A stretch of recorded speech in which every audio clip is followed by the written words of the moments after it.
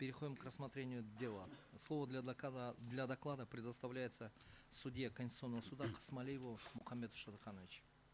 Уважаемые судьи, уважаемые участники заседания, в Конституционный суд Кыргызской Республики 10 марта 2023 года поступило ходатайство Москаленко Александра Викторовича о проверке соответствия нормативного положения части 1 статьи 373 Гражданского процессуального кодекса, выраженного словами вынесенного по существу дела, частям 4-5 статьи 23, частями 1-2 статьи 61 Конституции Кыргызской Республики. Как следует из ходатайства, определение Межрайонного суда города Бишкек от 15 мая 2018 года исковое заявление ЗАО «Эко Исламик Банк» от 2 февраля 2018 года КОСО «Эвос» о взыскании задолженности по финансированию и обращению взыскания на задолженное имущество было направлено в Октябрьский районный суд города Бишкек для рассмотрения по подсудности.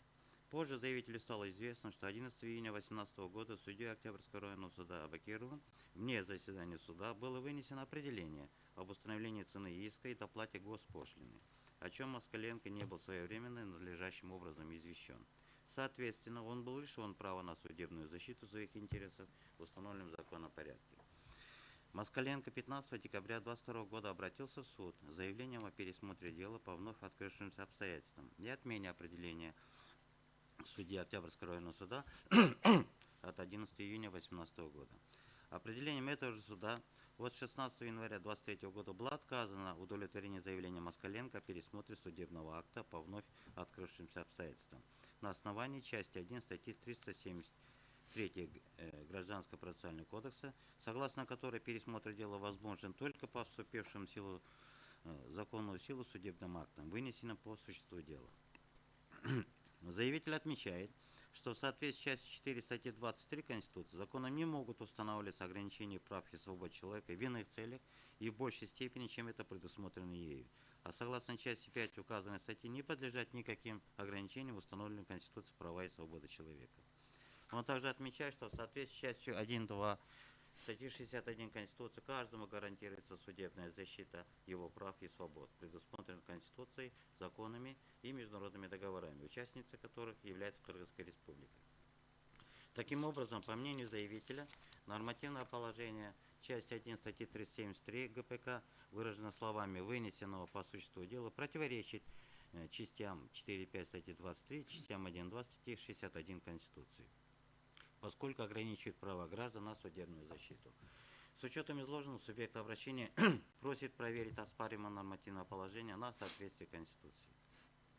Определением коллегии судей от 6 апреля 2023 года ходатайство Москаленко было принято к производству.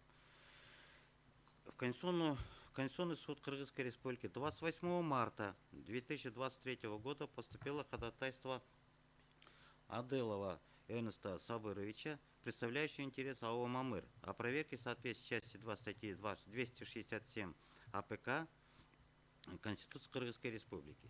Как следует из ходатайства, в 2007 году АО «Мамыр» обратилась в Межрайонный суд Иссык-Кульской области с иском об обязывании государственного учреждения «Кадастр» выдать ему государственный акт о праве частной собственности на 108 гектаров земли.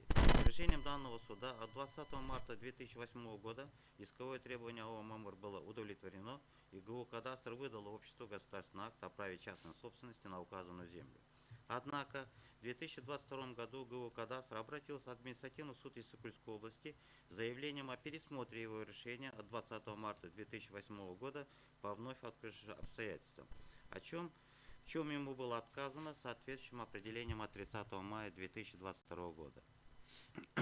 Не согласившись с принятым судебным актом, ГУ «Кадастр» подал апелляционную жалобу и ходатайство о восстановлении пропущенного процессуального срока на подачу этой жалобы. Определением Иссык-Кульского областного суда от 18 июля 2022 года ходатайство о восстановлении пропущенного срока было удовлетворено. Определение административного суда Иссык-Кульской области от 30 мая 2022 года было отменено. Заявление ГУ «Кадастр» о пересмотре решения по вновь открывшимся обстоятельствам также было удовлетворено с отменой решения административного суда Иссык-Кульской области от 20 марта 2008 года с направлением дела в суд первой инстанции для рассмотрения его по существу. В свою очередь АО «Мамыр» подала кассационную жалобу на определение Иссык-Кульского областного суда от 18 июля 2022 года. Определением Верховного суда 29 сентября 2022 года определение Иссык-Кульского областного суда от 18 июля 2022 года оставлено без изменения. АОМ было подано заявление о пересмотре определения Иссык-Кульского областного суда от 18 июля 2022 года по вновь открывшимся обстоятельствам.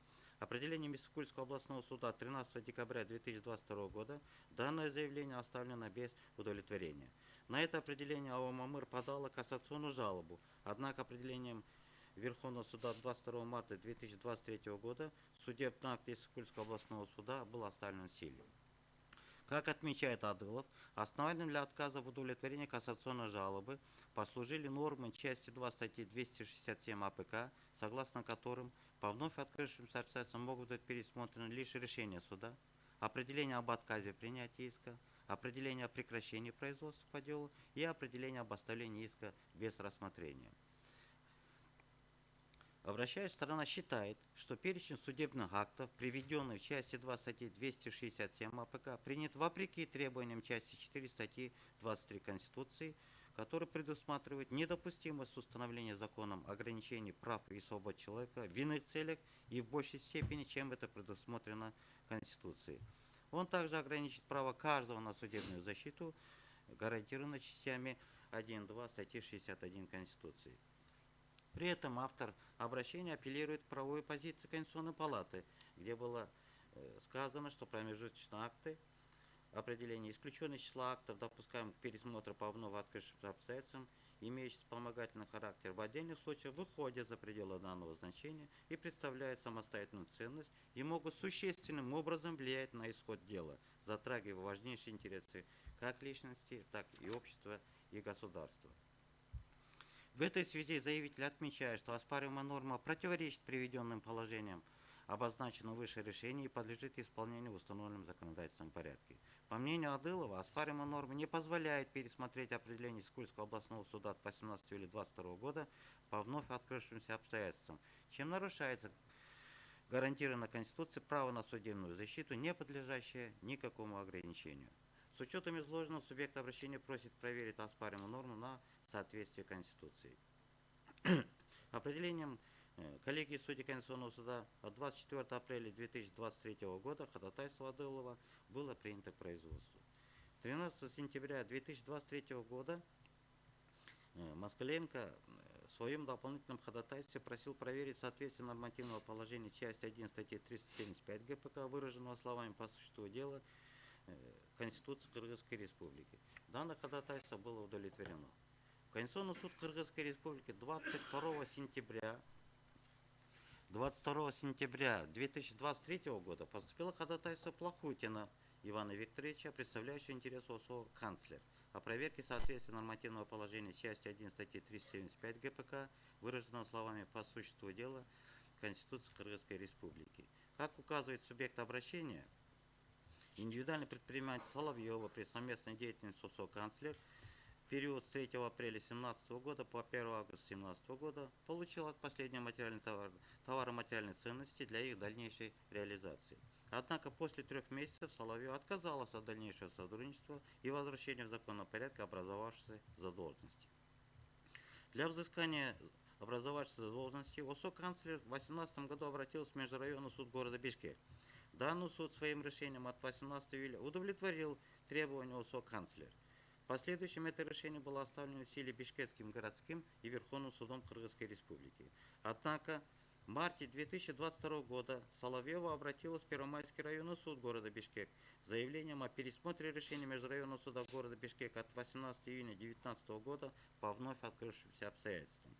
Требование Соловьева было удовлетворено и отмеченное решение было отменено. В свою очередь, ОСО «Канцлер» обратился в Первомайский районный суд города Бишкек с заявлением о пересмотре судебного акта по новым обстоятельствам на основании пункта 1 части 2 статьи 374 ГПК.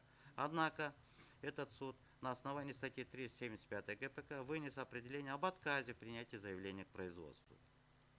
С учетом изложенного, автор обращения считает, что нормативное положение часть 1 статьи 375 ГПК, выраженное словами «по существу дела», нарушает требования части 1 статьи 94 Конституции, поскольку вводит запрет на подачу заявления по новым обстоятельствам на судебные акты, вынесенные по существу спора, которые могут быть приняты с нарушениями. Такие обстоятельства, по мнению заявителя, являются необоснованными, незаконными и несправедливыми, что в конечном итоге ставит под сомнение объективность отправления правосудия судами. В основании своих доводов автор также ссылается на части 1.2 статьи 61 Конституции, которые гарантируют каждому судебную защиту его прав и свобод. Субъект обращения также отмечает, что институт пересмотра судебных актов по вновь открывшимся обстоятельствам или новым обстоятельствам создан для того, чтобы стороны по делу могли беспрепятственно получать доступ к судебной защите, а также защищать свои права и интересы всеми способами, в том числе путем пересмотра судебных актов, вступивших в законную силу. С учетом изложенного, заявитель просил признать оспариваемое нормативное положение противоречащим Конституции. Определением коллегии судей Конституционного суда Кыргызской Республики 19 октября 2023 года ходатайство Плохотина, представляющий интерес канцлера, было принято к производству. В связи с однородностью требований в указанных выше обращениях, в соответствии с требованием пункта 1 части 1 статьи 32 Конституционного закона о Конституционном суде, определением судьи-докладчика от 24 апреля 2023 года и от 23 октября 2023 года дела по ним соединены в одно конституционное судопроизводство. На сегодняшний день в целях обеспечения правильного разрешения дела со стороны судьи-докладчика проведены все необходимые действия, связанные с проверкой обращения и подготовкой дела к рассмотрению, по результатам которых дело готово к рассмотрению Конституционным судом. Уважаемые судьи, есть вопросы к Мухаммеду Шадыхановичу?